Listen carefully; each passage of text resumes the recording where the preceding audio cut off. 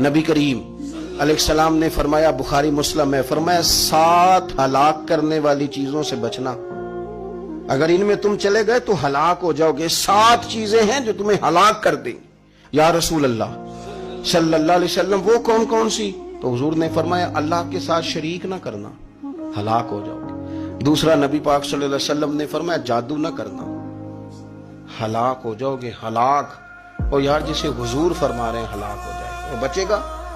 نبی پاک صلی اللہ علیہ وسلم نے تیسرے نمبر پر فرمایا، جس شخص کے قتل کرنے کو اللہ نے حرام قرار دیا ہے اسے قتل نہ کرنا، ہلاک ہو جاؤ گے۔ چوتھے نمبر پر رسول پاک علیہ السلام نے فرمایا، سود نہ کبھی بھی کھانا، ہلاک ہو جاؤ گے، ہلاک۔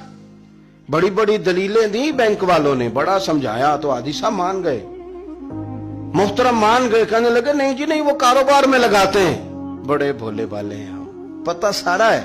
اور دیکھو سب کاموں کے باوجود مستقل بینکوں میں پیسے اس اکاؤنٹ میں رکھے ہوئے ہیں جہاں سے مستقل سود آتا ہے۔ حضور نے فرمایا، نہ کرنا یہ کام۔ تو کہتا ہے میں سود پہ پیسے لے کے کاروبار چمکاؤں گا، تیرے نبی پاک نے تو فرمایا تو ہلاک ہو جائے گا۔ تو کہتا ہے میں میل لگاؤں گا، حضور نے تو فرمایا ہلاکت ہے۔ تو کہتا ہے میں بڑا کچھ کر جاؤں گا تو ہلاکت ہے۔ اچھی طرح سمجھ لیں، اصل مال بھی ضائع ہو جاتا ہے اس بندے کا جو سود کا مال ملا لیتا ہے، اصل برکت بھی اڑ جاتی۔ اور میرے نبی پاک صلی اللہ علیہ وسلم نے 5ویں نمبر پہ فرمایا، یتیم کا مال نہ کھانا، ہلاک ہو جاؤ گے۔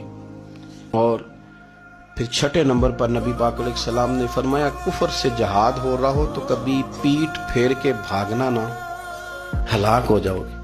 اور 7ویں نمبر پر اللہ کے رسول نے فرمایا، بے قصور اور بے گناہ عورت پر تہمت نہ لگانا، بلا وجہ بہو کے کھاتے نہ کچھ ڈال دینا۔ یہ 7 وہ چیزیں ہیں جو ہلاک کر دیں۔